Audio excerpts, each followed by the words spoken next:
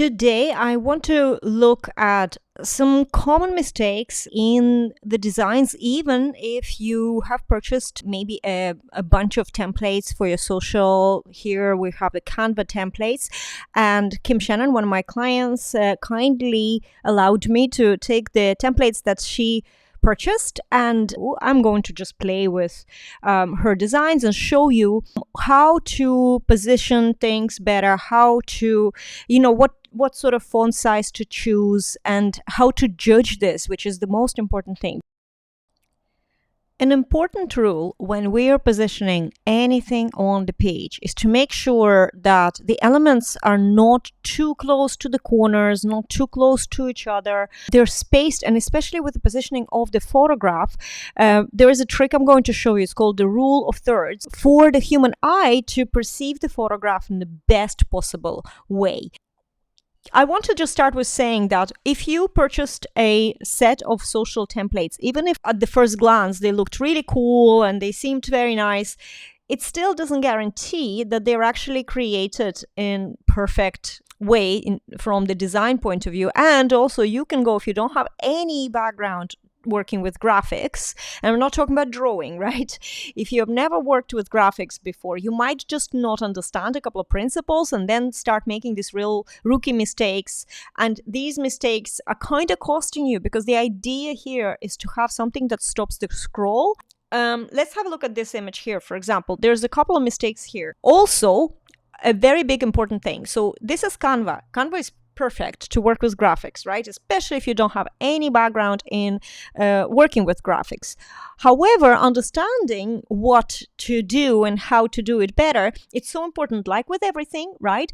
It's good to have just a little bit of education about what you're doing. And so here, for example, there's a few mistakes on this graphic. First of all, there is a mistake that I straight away see, that the word testimonial and these two quote marks, they're way too close. Principle number one, think about the white space. Think about that there is a little bit more space around what you're looking at, right? So if you just space things out a little bit and you bring this here, like there's beautiful guides that you don't be afraid. See these pink guides appear? They just show you, just to kind of align things. Always good to have the text aligned, if not on both sides, at least on one side. It's visually all makes a difference. So you can see, actually, what I'm going to do is I'm going to open the original design. While that is loading, I'm going to show you another trick, and this is very important.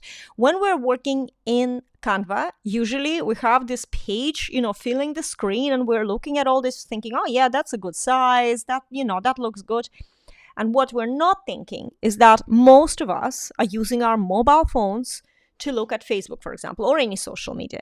And that means that the width of the image that they're looking at is probably about this, right? And actually even smaller, because if I put my phone against the screen of the computer, this image is the size of my phone, which is not the size of my screen. My screen is another few bits smaller. So now we're looking at, this is how, if Kim creates a post, this is how her graphic will show.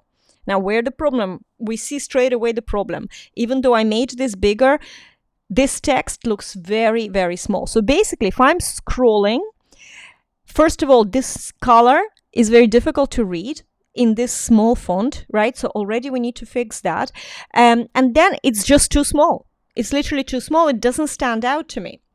So what I would do here on this picture, what I'm going to do here is, first of all, I want to reposition Kim. And in order for me to reposition, there's a trick that I'm going to teach you today. It's called the rule of thirds. First of all, in File, I chose Show Rulers and Guides, and then put your mouse over the ruler and drag. Just click on it and drag in, and it'll give you this, what we call a guide, right?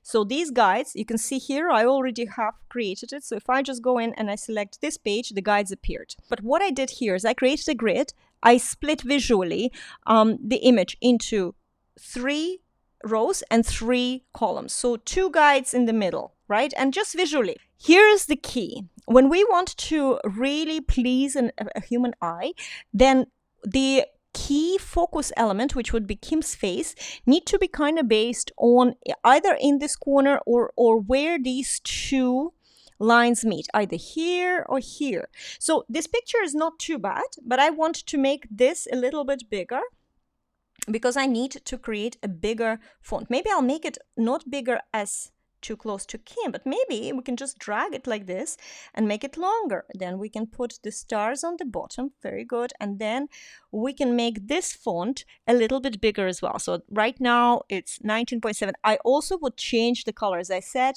Well, let's make it bigger first, actually. If you find that when it's so small, it's difficult to edit, you bring it a little bit forward, right? You zoom it in while you need to edit your elements.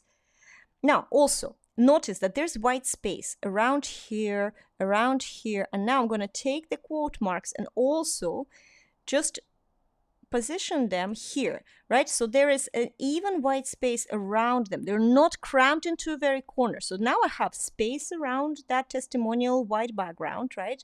And then I have also a little bit of white space behind there. Now, testimonials is not sitting on top of this. I can even bring it down a little bit, right? Like that.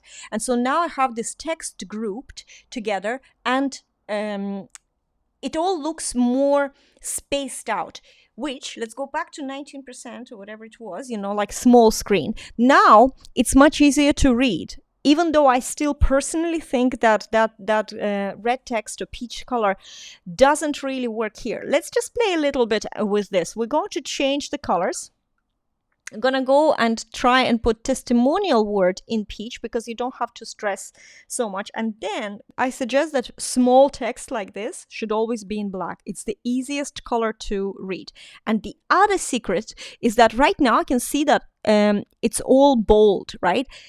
This is where I believe that we need to only bold the words that we want to straight away stand out from the page. And also you can see here, for example, that there's a little bit of a formatting issue because of the size of the text. So for example, let me see, can I bring this? Yeah, so you can bring this for sure back. Okay, and also what you can do is you can just maybe move.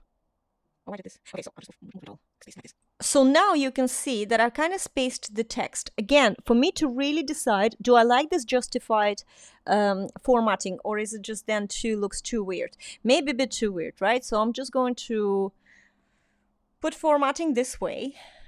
And now I can see that I could actually make it bigger. I can make this text bigger. I should make it as big as I can. And also, see how much white space here? I might want to do exactly the same amount of white space on the other side. So symmetry is so important for and I can increase a little bit this word testimonial, so it kind of goes, it's the same width as this text. It's great that it has boxes around, so you can kind of see visually. So wherever L is finishing, if it doesn't have to be ideal, but if it's around where the biggest word that sticks out here has, it needs to be on this one line, right? So visually, you have these vertical lines that's really pleasing for the eye. So now I'm going to make this font a little bit bigger. I'm actually going to just try and go on 30. Now, I'm so happy with the results. Now, what I'm looking at here is, and I'm spacing. See how I'm spacing again? A little bit space. So it's not really sitting on top of each other. There's a little space.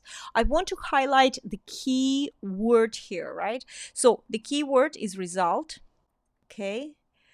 Encouragement. That's what I think, and make it happen.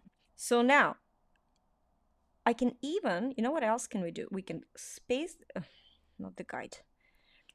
If the guides now annoy me, right, I'm going to just go on and delete them. Not delete them, hide them. So I'm going to give a little bit more space for this testimonial because I can still do it. And then move these stars down. And then before the name, I'm going to add just one line here, just to space. I can even see, can I put Sue's name and change form? Yeah, and that actually, see how it kind of goes on the same line as these.